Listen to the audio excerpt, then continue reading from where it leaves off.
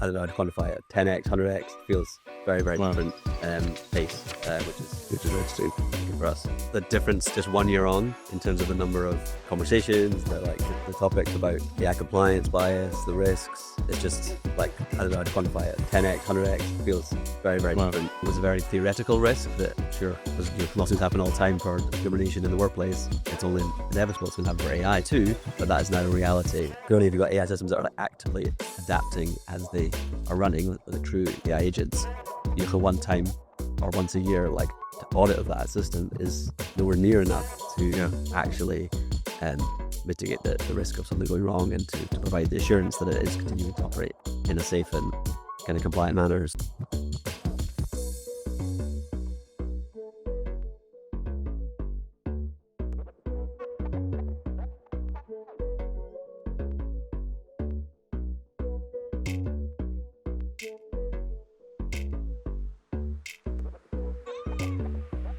Good morning, everyone. This is Bob Pulver from Elevate Your AIQ, part of the Work Defined podcast network. Really excited to be here at HR Tech in our little fishbowl studio here. And this morning, I have Mr. Jeff Cole from Warden AI. How you doing this morning, Jeff? Hi, Bob. I'm good, thanks. Thanks for having me.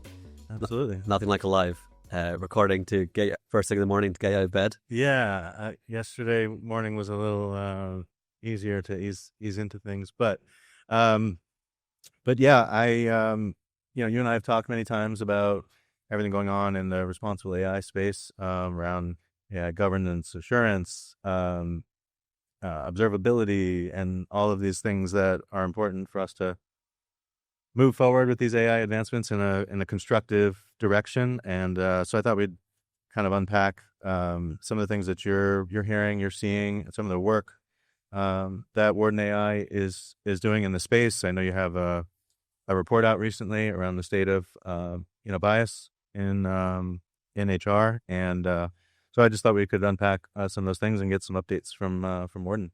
So much going on, Holman, and it's even just so. This time last year, it was my first time coming to a US conference. At the time, we had maybe just a couple of clients. We're just a few months into our journey in the UK. And it was amazing to come here and discover the US market was actually quite good for us, and we came with some good clients. But the difference just 1 year on in terms of the number of conversations, the topics about AI compliance, bias, the risks, it's just I don't know how to quantify it, 10x, 100x, feels very, very different pace, which is very interesting and good for us. Yeah, I've noticed. I was here 3 years ago, but not 2 years ago. And I just remember 2 years ago, just giving sort of general advice as I was having FOMO for not being here. But you're going to see AI messaging everywhere, and people need to just start asking deeper, tougher questions of the vendors, a lot of which, it's not like you have everyone who's deep in the technology necessarily manning the booth, but you've got to prepare folks to answer those questions. And I feel like, 2 years on, there are more of those conversations happening for sure. And I also think that regardless of what's going on in the regulatory space around the world, there's a reputational risk that you incur if you don't prove yourself to be sort of a trustworthy partner. So I imagine, employer brand and reputational risk comes up in your conversations, not just about what's going on in New York City or California or Colorado. Yeah, absolutely. I think one of the biggest changes, if you reflect over the last year, is yes, there's been a number of regulatory updates. Talk more about that. Obviously, we've got California.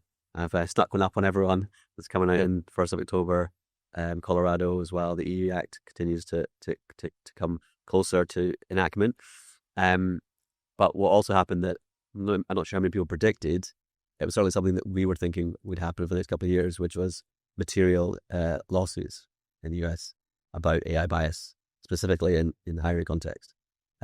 So, I'm sure many people are familiar with the Workday lawsuit progressing in a way that most people didn't predict to the collective action status. And also the there was one with, or is one now with SiriusXM as an employer that has an AI bias lawsuit against them as well. And those two developments happened within a month or two of each other. And so what I think was a very theoretical risk that, sure, lawsuits happen all the time for discrimination in the workplace. It's only inevitable it's going to happen for AI too, but that is now a reality, and that reality is, got all the risks that you mentioned about reputation and otherwise, and that brings a more of a substantive focus to these conversations and these risks and the importance of them.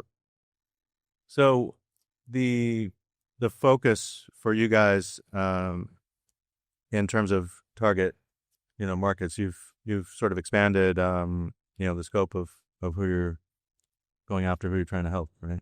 That's right, yeah. So Warden, for those who don't know, we audit and certify that AI systems are fair and compliant, specifically within HR technology.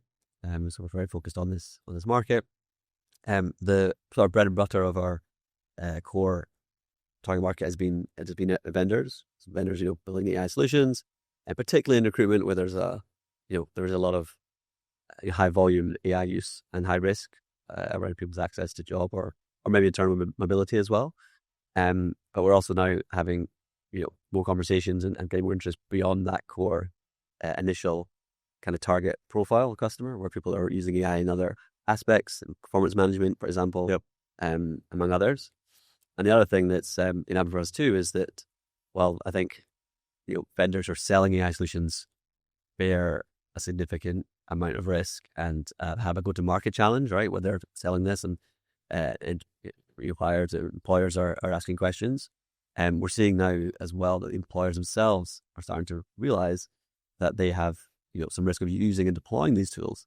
And they're starting to come to us to get support with their deployment. So even if one of our customers who's a vendor is already working with us and has the assurance that we provide to the platform as a whole, when they actually deploy that on their own use case, in their own environment, in their own candidates, or their own situation, it's technically a different system, and there's also different additional risks. Yeah. And we're starting to grow that market as well, which is super exciting, really important. Yeah, I do think that's important because we think, you and I have talked about, the importance of looking at data across the talent life cycle, right? And so obviously that stretches from when you're a candidate, from candidate data to employee data, everything in between. And I feel like there's some risks can surface everywhere. And then we think about like agentic and how data is just sort of flowing, in some cases, sort of autonomously, hopefully, with all the privacy and cybersecurity checks in place and some continuous monitoring there. But it does, as we start to integrate all of that, it just seems like there's an even stronger use case for, continuous monitoring throughout that. And so that pervades a specific vendor. If you're an employer, right, I've got an entire tech stack that's now AI infused, powered, native, pick your terminology du jour. The fact is there's still, some embedded risks there, and you need to know and have sort of an MRI done across that. Absolutely, yeah. And when we started out, our approach is always to be continuous auditing and monitoring as a third party, and a little bit ahead of the need, perhaps initially, where maybe like an annual audit is considered enough by some regulation. But our view is always that in the AI and technology changes so fast that you do need a recurring kind of oversight into it, because these things change so much. And I think that's the market's starting to realize that, and the more advanced AI is getting, and the more agentic's still its infancy, but clearly if you've got AI systems that are actively adapting as they are running, like true AI agents, for one time or once a year, like to audit of that system is nowhere near enough to actually mitigate the risk of something going wrong, and to provide the assurance that it is continuing to operate in a safe and kind of compliant manner. So I think quite happy that we've taken that sort of tech-led continuous approach, and we'll continue to do that. Yeah, for sure. As we build out our product further. Yeah. What's going on with your relocation? Anything you can share there? Or? Yeah, so we've got Yeah, so when we first, like say, reflecting back on 1 year ago when we first came here, I was actually getting married in the US and just thought, oh, this HR Tech conference sounds pretty cool. I'll just pop over, check it out. But before that, assumed, being in regulation technology would be pretty happy just serving the European market for a long time. How wrong can you be? And so fast forward a year, we've now got an office in Austin, Texas, small office. I'm personally relocating next month to focus and put the business further over here. So we're a transatlantic company now. Excellent. Love to hear it. The California legislation, can you just give us the highlights of that? I mean, that is, like you said, around the corner, October 1st, it goes into effect, right? Yeah. So a really interesting one. It's it's not a new, unlike a lot of the other AI regulations, it's not a new regulation per se. It's not a whole new bill. It's not like the New York local law, the EU Act. It's an amendment to an existing bill, the Fairness in Employment and Housing Act, which has, of course, been around for a long time and applied to pre-AI systems to people-powered processes. And the amendments basically expand the scope to cover automated decision systems, which include and actually go beyond just pure AI systems, but other forms of kind of automated kind of machine-based system, and apply the same core principles of anti-discrimination across AI-powered systems, essentially. What I think is, a number of interesting things about this one, partly the sheer lack of implementation time given, since yes, it was a 3-month window from when it was signed or enacted to going into effect in October. So even now, I'm speaking to people like AI vendors in California who are just like, oh, what's this all about? Like, they're like, honestly, the lack of awareness is concerning. And I feel bad for people because there has been so little notice and almost awareness. I think for some reason it's kind of slipped under the radar.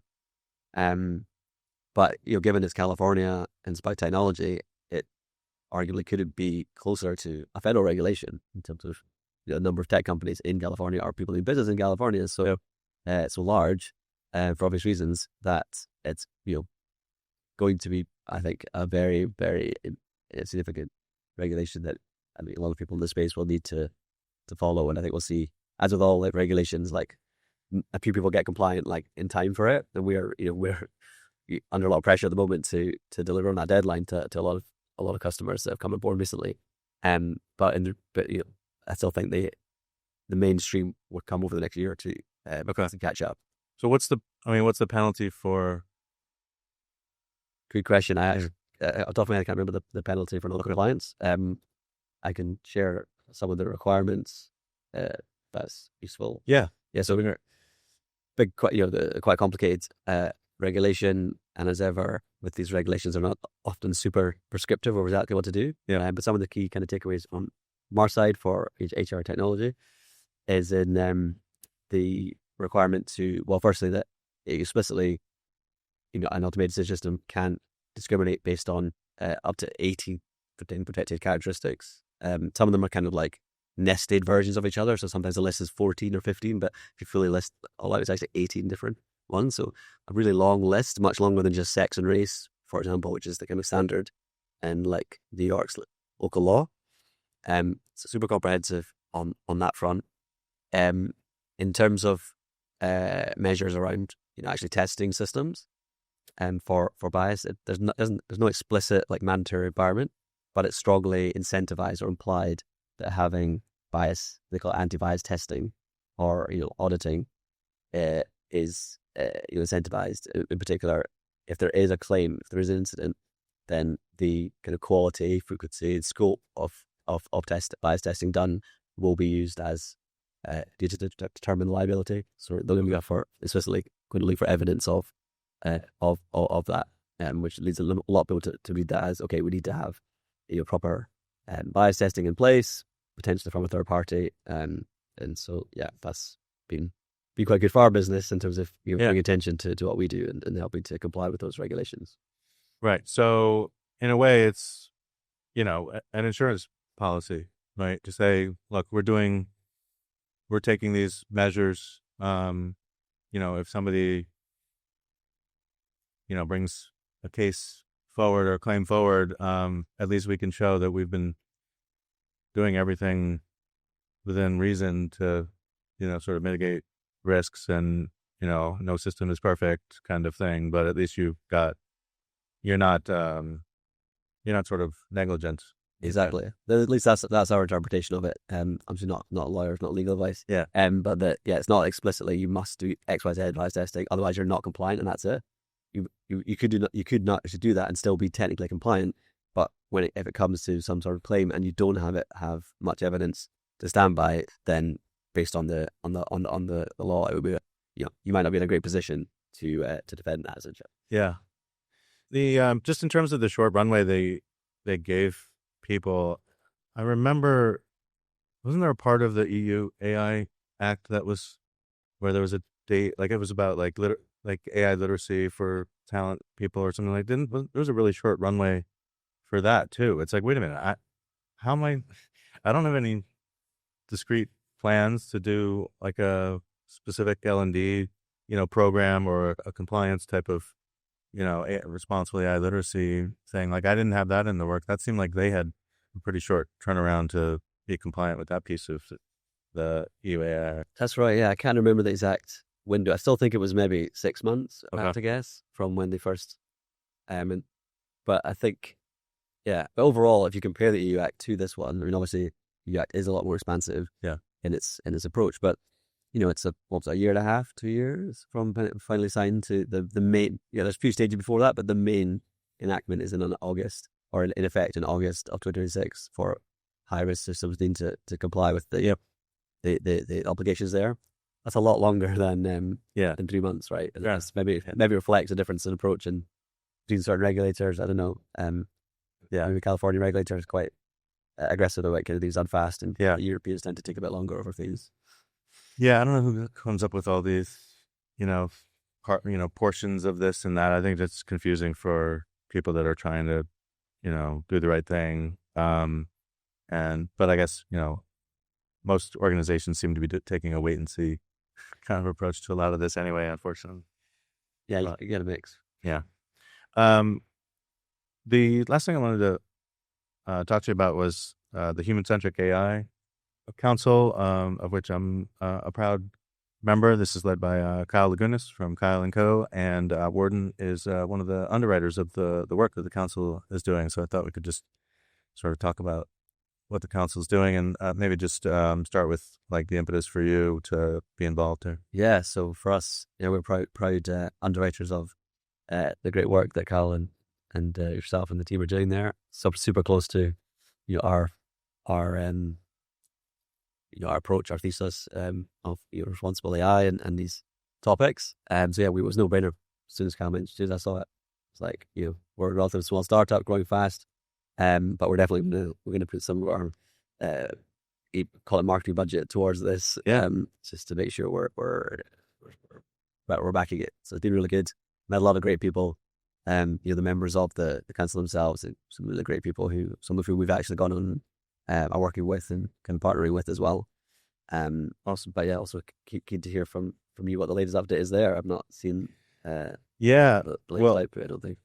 The council has been busy. Kyle has been very busy. He's brought on some new folks in supporting roles to make sure we're moving forward and making sure we get some some of the deliverables out. Get a social content calendar out. So each of the 5 pillars and the intersecting work streams. So this cuts across AI literacy and education. It's what we call trust and safety, which is your bailiwick. And then we've got value realization and how you are asking vendors these better questions that I alluded to before. And then we've got adoption and change. How are organizations actually embracing everything that they need to do to go through this transformation, or however you want to describe this dynamic change that's coming with AI, and then the future forward work pillar, which Kyle and I are working on together, which is how do we take all of those aspects and more around future of work and sort of forecast where some of these things are going in terms of AI governance and assurance, in terms of literacy and readiness programs, So we're trying to put out some frameworks and some practical guidance to organizations who are still trying to figure out what their strategy is, and hopefully that strategy includes all of those elements around responsible AI literacy, and readiness. So It's great. Say from the first workshop I went to by the council, I was impressed with the sheer breadth of the scope. Yeah. Just everything you're covering there is huge, like all meaty topics in their own right. So we're impressive that the group's managing to cover so many different important topics. Yeah. Well, there's a lot of smart people involved from all different industries, a lot of talent leaders, a lot of transformation leaders, some independent folks, but clearly a lot of bright people coming together. So, looking forward to starting to put out some content, hopefully do some, like a white paper or some a piece of market research around that future forward piece. So looking forward to that. So awesome. Well, Jeff, thank you for stopping by the booth here. Hope you enjoy the rest of the event. Good luck with your big move to Austin, and we'll see you around the show. Great. Thanks for having me on. It's been a pleasure as always, Bob. Cheers. Likewise.